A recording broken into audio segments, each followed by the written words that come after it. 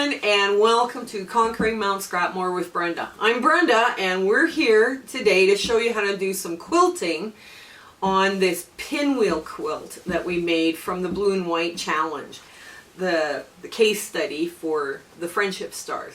So I've shortcutted this quite a bit because what echoing does is follow along the design lines of your quilt.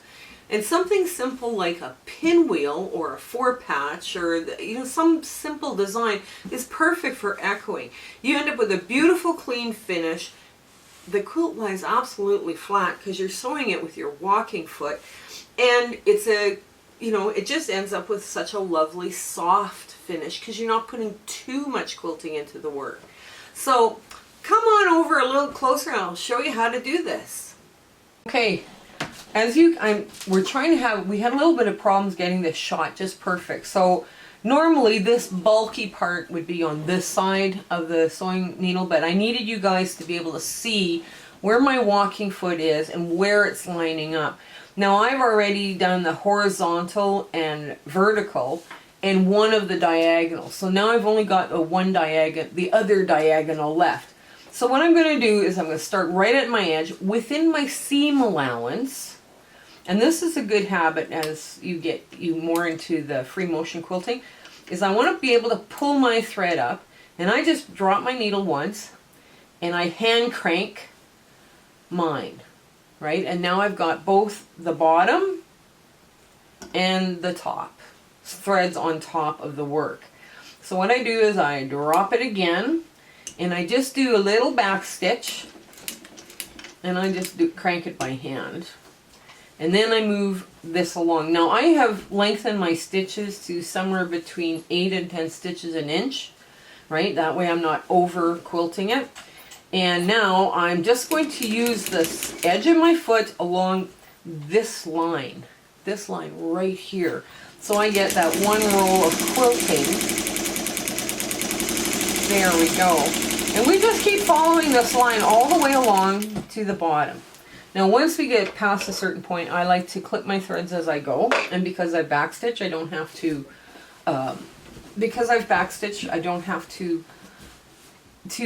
bury my stitches. Okay, so we just keep going right across the middle, and like I said, this provides such a cool, lovely, fresh finish on a quilt. And don't be too worried about being straight when you're first starting out. Everybody has issues. Everybody gets an issue. This is where you have the most control with your hands. So this is where your hands need to be. Making frequent stops as you're going through. Just move your hands. There. Now, I'll just reposition the quilt a bit. And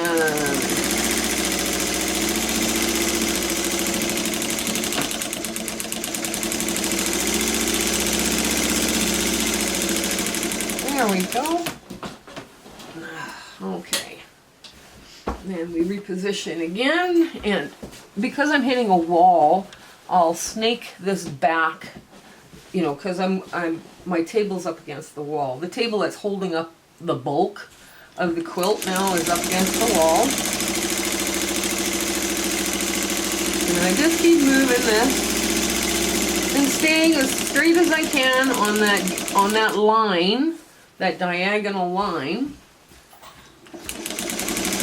And so I'm just about at the end.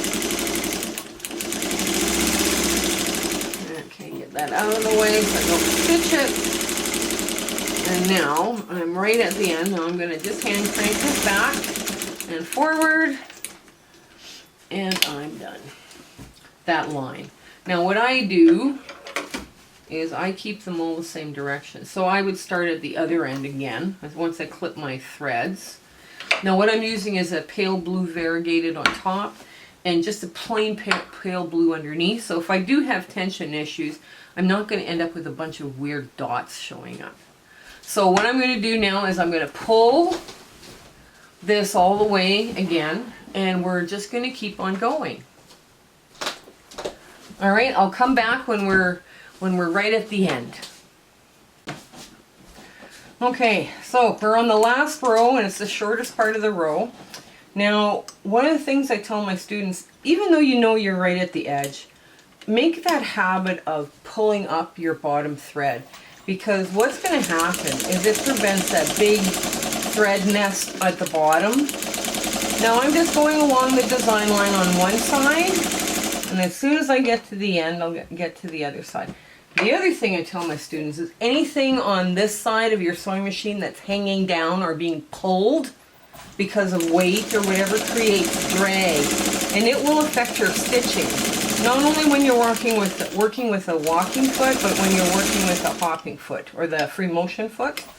And mine, I have to tighten it every once in a while because it's old.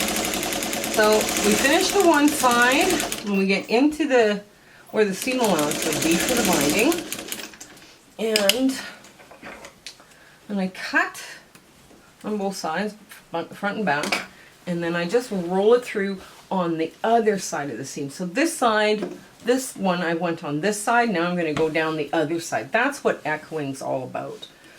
And it's, like I say, it's basically you're sewing your design twice. Oh, it's not picking up. Why is it? There it is. There it is.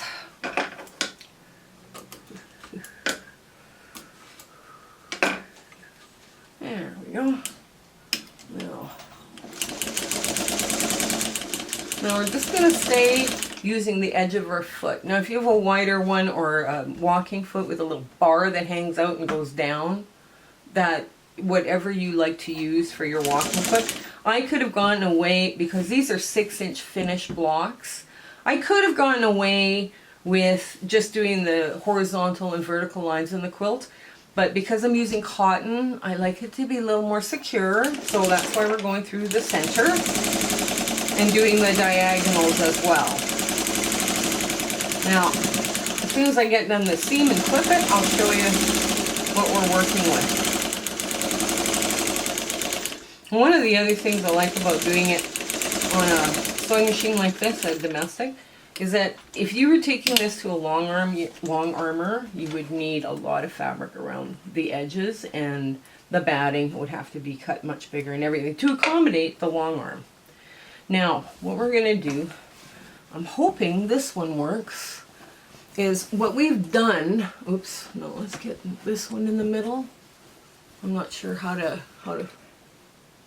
okay, there we go. So that's where I've gone the horizontal, the vertical, and both diagonals. So that's what this is going to start to look like. And like I say, it looks like when I lay this out, it looks absolutely flat. I know it doesn't look flat to you right now because I'm trying to show you something at a weird angle, but there's our little monster fabric and everything. So like I say, when you're doing this on a home machine, here's my seam allowance at the edge of the quilt. This is all I needed for the back. Like I just needed something a little bit bigger, something to hold on to while I'm moving this. Something to hold on to while I'm moving this. Sorry about the jiggle there. And you know, like I don't need a lot of extra batting or anything.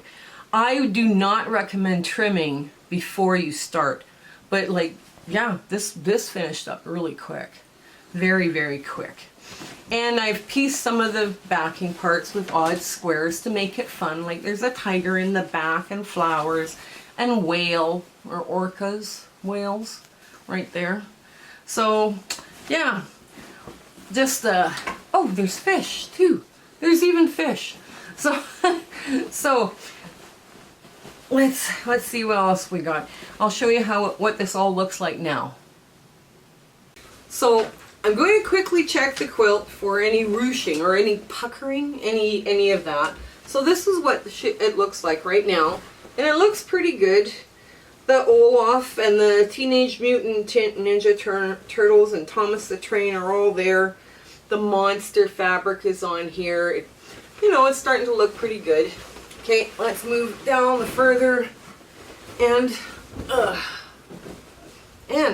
let's see. We have more monsters in the corner, and the fairy princess, and the Mardi Gras. glasses and off, and everything looks, I don't see a pucker anywhere in the front.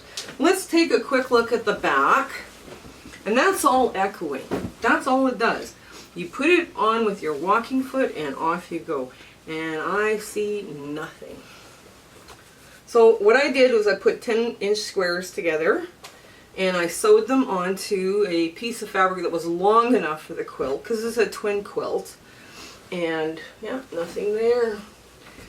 Just to add, because there's some I don't have a lot of backing in my stash, but I have a lot of, you know, odds and ends of pieces. So that's where we're at right now. It looks pretty good. So again, I'm just gonna, let's see. Oh, here, let's try this. This is what it looks like. Okay, I'm gonna bring that up a little closer. A little closer. The back. The back. There, that's what it's going to look like on the back. And that's where I use that plain pale blue. So it doesn't really show up on the white, but it doesn't really show up on the blue. And when it's on this other design, it kind of sparkles. Right? I hope you can see that. So it should be pretty good. Okay, so come on back here next week, and we'll do some more free motion quilting. I'm gonna do straight lines next, but I'm gonna do straight lines without a walking foot. I'm gonna do it with my hopping foot, and we're just going to get through some of these quilts because I still have the quilts from the Churn Dash, the fall palette color quilts, that I have to get through too. So the charity's going to be waiting for these quite anxiously. So we'll see you back here next week. It was wonderful to spend this time with you, and thank you for coming back. Okay, you have a great week. Bye. If you have questions about what you saw on this video, or you have ideas for content or something you want to see us do, please put those comments in the description below. But also, while you're there, like, share, and subscribe with your friends. That would really help us out. Okay, I want to thank you and have a great day.